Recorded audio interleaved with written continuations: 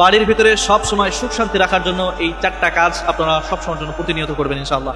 আপনার পরিবারের ভিতরে যারা রয়েছে তারা যদি প্রতিনিয়ত এই চারটা কাজের সাথে লেগে থাকতে পারে, রেগুলার যদি নিজেদের ভিতরে এই চারটা কাজের অভ্যাস করতে পারে, তাহলে আপনার সংসার থেকে সুখ শান্তি দূর হবে না, আপনারা সব সময়ের জন্য হাসি খুশি থাকবেন ইনশাআল্লাহ। সর্বপ্রথম যে কাজটা আপনারা করবেন সেটা হলো যে আপনার যখনই বাড়ির ভিতরে থাকবেন আপনারা মুখ কালো করে থাকবেন না, আপনারা সবসময়ের জন্য হাস্য উজ্জ্বল থাকবেন। আপনার স্বামী বাহির থেকে এসেছে, অনেক স্বামী এমন রয়েছে যে বাড়ির বাইরে যখন কোনো মানুষের সাথে কথা বলে হাসি মুখে কথা বলে, আর বাড়ির ভিতরে যখনই ঢুকার পরে মুখটা কেমন যেন কালো হয়ে যায়, একেবারে হাড়ের তোলার কালো হয়ে যায়, মুখগুলো কুমড়া হয়ে যায়। বাড়ির মানুষের সাথে হেসে হেসে কথা বলে, বাড়ির বউ যখন কিছু বলতে চায় রাগ করে করে কথা বলে, অনেক মানুষ এমন রয়েছে। তো আপনারা এই কাজটা করবেন না। আপনারা যখন বাড়ির বাহির থেকে পুরুষরা আসবেন, আপনারা যতই কষ্ট হোক আপনারা বউদের সাথে হাসি মুখে কথা বলবেন। এরপরে বাড়ি যে আপনাদের মহিলা যারা রয়েছেন, আপনারা স্ত্রী যারা আছেন, তারাও আপনার যতই কষ্ট থাকুক না কেন, আপনার যখন আপনার স্বামী বাড়িতে আসবে, আসার পরে হাসি মুখে আপনারা এক গ্লাস পানি আগাই দিলেন, বা তার কি লাগবে ব্যাগটা বাজারে ব্যাগটা নিলেন, এরপরে একটা গামছাটা আগাই দিলেন, সে বাথরুমে গেল, একটু ফ্রেশ হলো, এরকম হাসি মুখে তার সাথে দুইটা কথা বলবেন।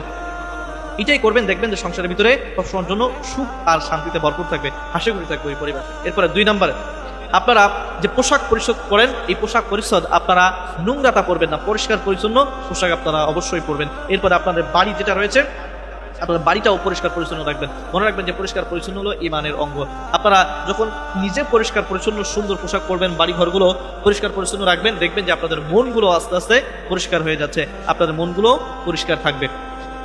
তো আপনারা বাড়ির ভিতরে অনেক মানুষ এমন রয়েছে, অনেক মহিলা এমন রয়েছে, খুব নিজের যে পোশাকগুলো রয়েছে একেবারে নোংরা পোশাকগুলো স্বামীর সামনে পরে, বাড়ির ভিতরে পরে, এরপরে ভালো ভালো যে পোশাক আছে সেগুলো আত্মীয়স্বজনের বাড়িতে পরে যায়। এটা করবেন না। আপনাদের ভালো ভালো যে পোশাক আছে পরিষ্কার পরিচ্ছন্ন, সেগুলো পোশাকগুলো স্বামীর সামনে বাড়ির ভিতরে আপনার পোশাক পরার চেষ্টা করবেন এবং বাড়িটা পরিষ্কার রাখার চেষ্টা করবেন। এরপরে 3 নম্বরে, দেখবেন যে অনেক সময় ছোট ছোট কোনো বিষয় নিয়ে আপনাদের ভিতরে কথা কাটাকাটি হতে পারে, একটা পর্যায়ে ঝগড়াও বিবাদ পর্যন্ত যেতে পারে। তো এজন্য কথা কাটাকাটি বা ঝগড়া বিবাদ পর্যন্ত যদি যেতে চাই, তো তার আগেই আপনারা এটা সলভ করে ফেলবেন, আপনারা ওখানে স্টপ করে ফেলবেন যেন ঝগড়া বিবাদ পর্যন্ত না যায়।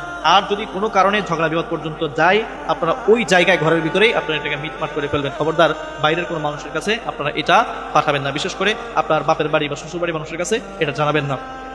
এরপরে 4 নম্বরে, আপনার ঘরের ভিতরে আপনি অন্য মানুষের নিন্দা হোক এটা আপনারা করবেন না। কারণ নিন্দা, অন্য মানুষের নিন্দা আপনার ঘরের ভিতরে করবেন না। মনে রাখবেন এই কারণেই কিন্তু আস্তে আস্তে আপনার সংসারের ভিতরে অশান্তি তৈরি হয়ে যেতে পারে।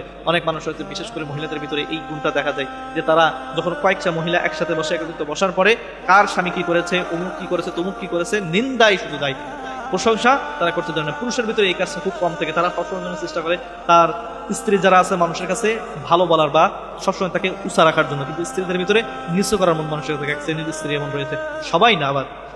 তো আপনারা এই কাজটা করবেন না। এই 4টা কাজ আপনারা অবশ্যই করবেন যদি আপনার ঘরকে আপনি সুখে রাখতে চান, হাসি খুশি উজ্জ্বল রাখতে চান।